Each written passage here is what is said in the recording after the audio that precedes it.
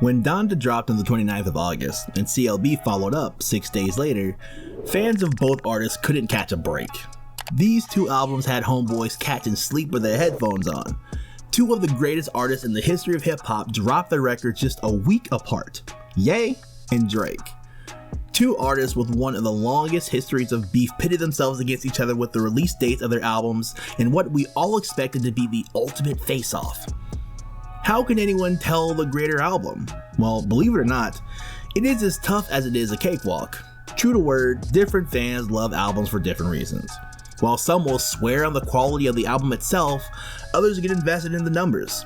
How many records were sold? Whose album slapped the most? Who's dominating the Billboard Hot 100? Yeah, before it jumps my mind, there are also the capping simps. The ones who are too in love with the artist to differentiate between a whack track and a solid one. So they accept everything. Who had the better album? That's not what we're up to here. Here, things are gonna move a little differently. Everyone saw what happened on the charts with Donda and CLB. And if you didn't, I got you. We're gonna cover that later in the video. But the question everyone is asking right now in the aftermath of the CLB Donda storm is this: is Drake the bigger artist? I know some of y'all are already coming for me, but chill, give me a moment, I got a point to make. I know most Ye fans and Drake fans don't see eye to eye. The funny thing is, you already know this too, Ye doesn't with Drake, and vice versa. They have a history of beef that is older and longer than my oldest nephew. You'd think that 10 years is enough for a man to squash beef, but nah, it ain't. In fact, the reason why these two hip-hop juggernauts had their release dates so close to each other was because of the beef. You could say it all kicked off when TRIPPIE released his album Trip at Night that had a collab track with Drake titled Betrayal. Drake, being Drake, took this time to release some generous smoke on both Ye and his musical right-hand man, Pusha T. The lyrics went, "All these fools I'm beefing that I barely know, 45, 44, burnt out, let it go. Ye ain't changing for me, it's set in stone."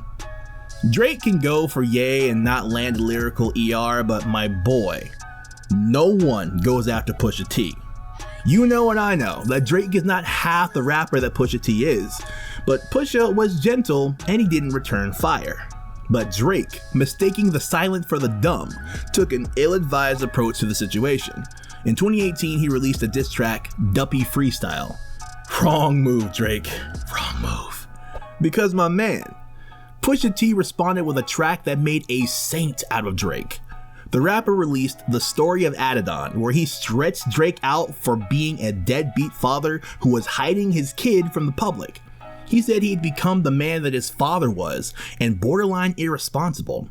Of course, it sounded cooler than that. Go check out this track after this video. Now, at the time that track was released, no one even knew that Drake had a son, but the diss was powerful enough to grant the young kid, Adonis, a responsible father. Yep, Pusha T's diss track reunited a whole family and made a responsible man out of Drake. But it wasn't like, oh, I'm hiding him and I still, by the way, I still won't post my son because the world's crazy. Pusha T is subtle. Ye is not. In an IG post that the man quickly deleted, he posted a screenshot of a group chat with 8 other people, one of whom many fans have speculated was Drake because one of the bubbles read D. In the group chat, Ye added Pusha T before sending a photo of Joaquin Phoenix's version of the Joker with a message, "I live for this. I've been with by nerd jock like you my whole life. You will never recover, I promise you." Remember, these are highlights of their beef, and these are in recent times. Ye, who never leaves a job unfinished, followed through in a way that only Ye could. You could say what he did next was straight up illegal. Back to the IG post again. The man posted and deleted IG post of a screenshot of a map of the home address of Drake in Toronto. Sure enough, many fans came for Ye, calling him out for releasing sensitive information. But was it really sensitive? I mean, you could Google Drake's home address right now and you'll get all the info you need. Yeah, I felt stupid too. The thing is, when it comes to taking the fire to the flame, no one does it like Ye. And as much as it feels like they've been fighting forever, before 2009, that was not the case. Hell, Drake not only liked Ye, but he straight up also respected the man. The thing which it all seems to be aiming towards is the joint album, the ultimate collab. Yeah, you're talking about the real deal. But then, Ye had something to say about Drake's lyrics in the Young Money song Every Girl, and Drake wasn't happy about it. Drake said this in an interview. Before I met him, I had the utmost respect for Kanye West. I'd even go as far as to say that he's the most influential person as a musician that I'd ever had in my life. So was Ye jealous of the man? I mean, that's what many fans would say. In more than a decade, these two have been consistent with two things: breaking records and dissing each other. I look at Drake as like an amazing sparring partner. You know, someone's like, come on man, get back up. Bow, get back up. This doesn't have anything to do with anything, but I'd be damned if I didn't say it. Drake has this thing for sneak dissing. It's nasty, I'm not gonna lie. He'll run up on another artist's track and then use it to call out peeps he wants to burn. And by peeps, I mean Ye. The man did it one time on the Travis Scott hit banger Sicko Mode, and Ye did not appreciate that gesture. He called out Travis Scott for letting that happen.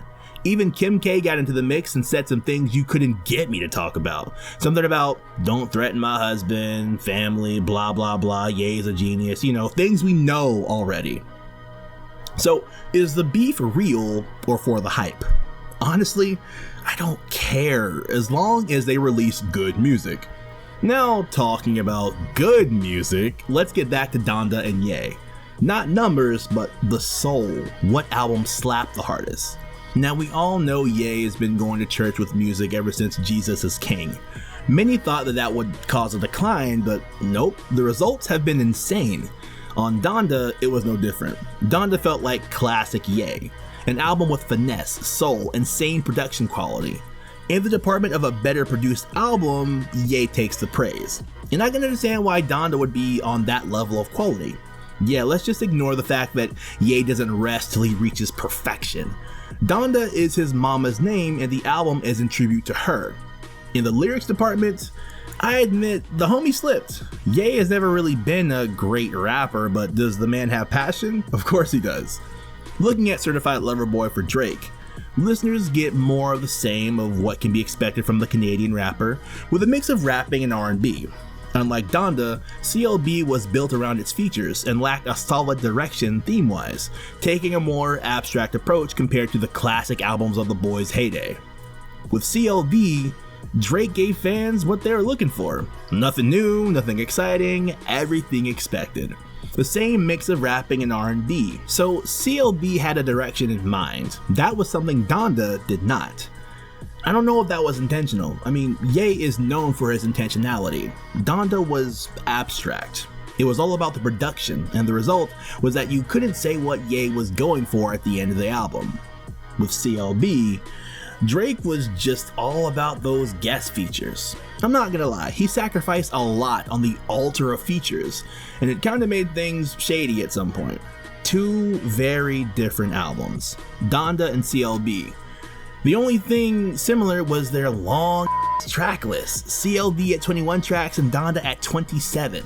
Now, I'm not saying CLB had whack production. I love Champagne Poetry, Fair Trade, Girls Want Girls, and a couple of others. The problem was that the production didn't always go with the features, and it just felt off when I started listening. But as a rapper, Drake was on fire. This is the hottest he's been since Views in 2016, and I give him props for that. But still, there were skippable songs on CLB, especially in that middle part of the album. I was just lost. Yeah, CLB had more hit songs than Donda, but it's because Donda wasn't made for hits and misses. It was just Ye being his abstract, artistic self. You know what?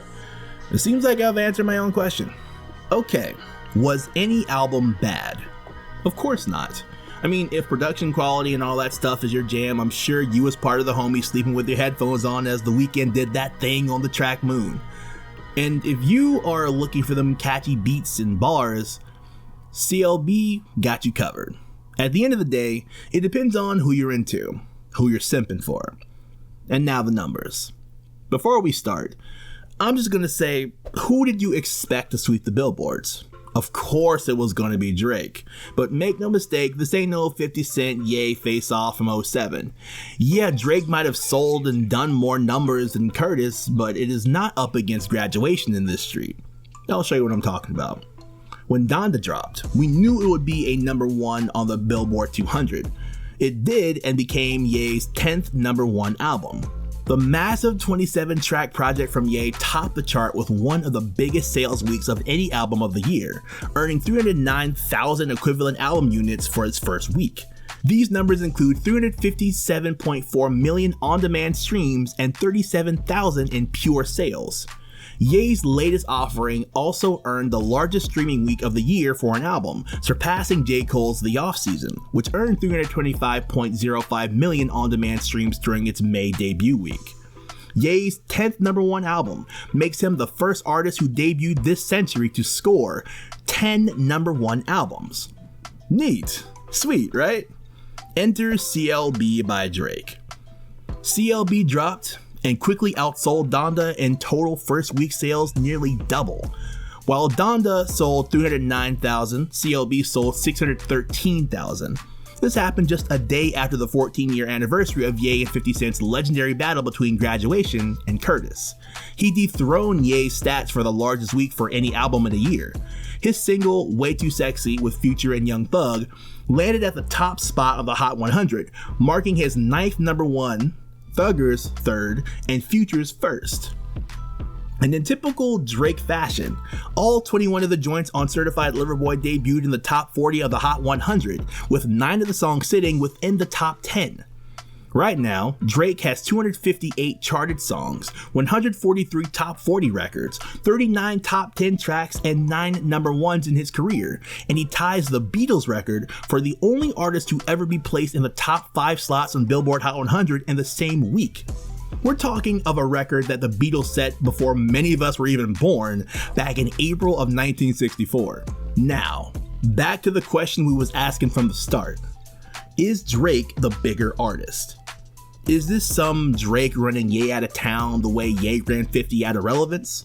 My answer is no. Drake is the biggest in hip-hop right now, no doubt. But he's not in competition with Ye. That's my take. Their music is different. Ye fans are Ye fans and Drake fans are Drake fans. This is not some cultural from gangster rap to sensitive rap. This is just some irrelevant contest to me. I don't think the numbers bother Ye at this point. Both Donda and CLB did numbers, and fans from both sides of the fence will be waiting for another one. Or two.